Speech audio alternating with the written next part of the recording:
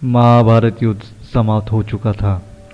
युद्ध भूमि में यत्र तत्र योद्धा के फटे वस्त्र, मुकुट, टूटे शस्त्र, टूटे रथों के चक्के, सज्जे, युद्ध के अवशेष आदि बिखरे हुए थे। वायुमंडल में पसरी हुई थी घोर उदासी। गीत, कुत्ते, सियार की उदास और डरावनी आवाज़ के बीच उस निर्जन हो चुकी उस भूमि में द्वापर का सबसे महान योद्धा देवव्रत भीष्म शरचय्या पर पड़ा सूर्य के उत्तरायण होने की प्रतीक्षा कर रहा था, अकेला। तभी उनके कानों में एक परिचित ध्वनि शब्द घोलती हुई पहुंची। प्रणाम पितामह। भीष्म के सूखे चुके अधेरों पर एक मरी हुई मुस्कुराहट तैर उठी। बोले, आओ देवकीनंदन, स्वागत है तुम्हारा। मैं बहुत देर से तुम्हारी ही स्मरण कर रहा था। कृष्ण बोले, क्या कहो पितामह, अब तो ये भी नहीं पूछ सकता कि कैसे है आप। भीष्म चुप रहे। कुछ क्षण बाद बोले, पुत्र युधिष्ठिर का राज्याभिषेक करा चुके केशव? उनका ध्यान रखना। परिवार के बुजुर्गों से रिक्त हो चुके राज प्रसाद में उन्हें अब सबसे अधिक तुम्हारी आवश्यकता है। कृष्ण चुप रहे। भीष्म ने पुनः कहा, कुछ पूछूं केशव? बड़े अच्छे समय से आए हो। संभवतः धरा छोड़ने के पूर्व मेरे अनेक भ्रम समाप्त हो जाए। कृष्ण बोले, कहिए पितामह। एक बात बता प्रभु, तुम तो ईश्वर हो ना? कृष्ण ने बीच में ही टोका, नहीं पितामह, मैं ईश्वर नहीं। मैं तो आपका पौत्र हूँ पितामह, ईश्वर नहीं। भीष्म उस घोर पीड़ा में भी ठटक कर हंस पड़े। बोले, अपने जीवन का स्वयं कभी आकलन नहीं कर पाए कृष्ण, सो नहीं जानता कि अच्छा रहा या बुरा। अब तो इस धरा से जा रहा हो कन्हैया, अब तो ठगना छोड़ दे रहे। कृष्ण जाने क्यों भीष्म के पास सरक कर आए और उनका हाथ पकड़कर बोले, कहिए पितामह। भीष्म बोले, एक बात बताओ कन्हैया, इस युद्ध में जो हुआ क्या ये सब ठीक था? किसकी ओर से पितामह? पांडव की ओर से?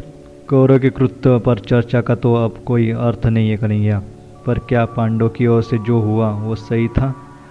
आचार्य द्रोण का वध, दुर्योधन का जंघा के नीचे प्रहार, दुशासन की छाती का चीर जाना, जयद्रथ के साथ छल, निहत्य कर्ण का वध, क्या ये सब ठीक था? क्या उचित था? इसका उत्तर मैं कैसे दे सकता हूँ पितामह?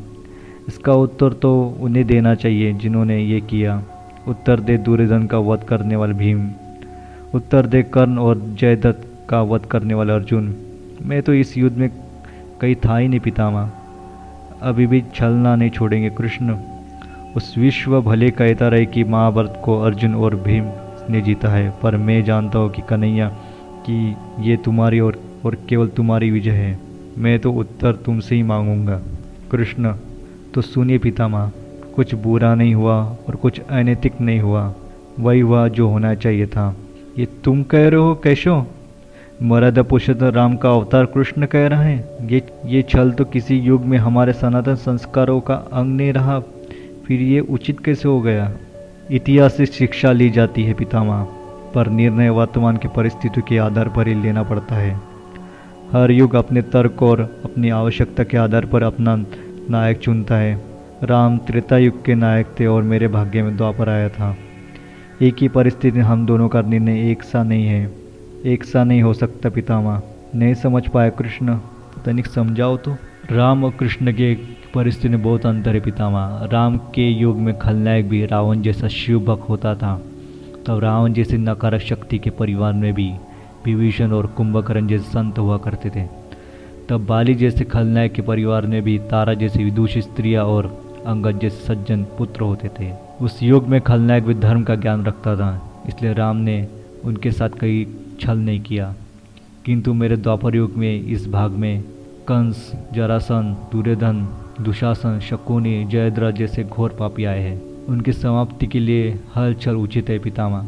पाप का अंत आवश्यक है पितामह, वो चाहे जिस विधि से भी हो। तो क्या तुम्हारे इन निर्णय से गलत परंपरा नहीं प्रारंभ होगी केशव? क्या भविष्य तुम्हारे इस छलों का अनुसरण नहीं करेगा? और यदि करेगा तो क्या ये उचित होगा? भविष्य तो इससे भी और अधिक नकारात्मक आ रहा है पितामह। कलयुग में तो इतने से भी काम नहीं चलेगा। वहाँ मनुष्यों को कृष्ण से अधिक कठोर होना होगा, नहीं तो धर्म समाप्त हो जाएगा। जब क्रूर और अनैतिक शक्तियाँ धर्म का समूल नाश करने के लिए आक्रमण कर रही हो तो नैतिकता अर्थहीन हो जाती है पितामह। तब महत्वपूर्ण होती है विजय, केवल विजय। भविष्य को ये सीखना ही होगा पितामह। क्या धर्म का भी नाश हो सकता है केशव? और यदि धर्म का नाश होना ही है तो क्या मनुष्य ईश्वर रोक सकता है?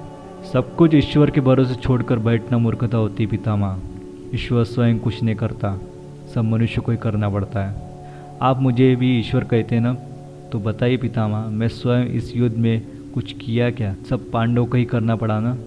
ये प्रकृति का संविधान है। युद्ध के प्रथम दिन यही तो कहा था मैंने अर्जुन से, यही परम सत्य है। भीष्म अब संतुष्ट लग रहे थे, उनकी आंखें धीरे धीरे बंद होने लगी। उन्होंने कहा, चलो कृष्ण, ये इस धरा पर अंतिम रात्रि है, कल संभवतः चले जाना हो। अपनी इस अभागे भक्त पर कृपा करना कृष्ण। कृष्ण ने मन में ही कुछ कहा और भीष्म को प्रणाम कर लौट चले।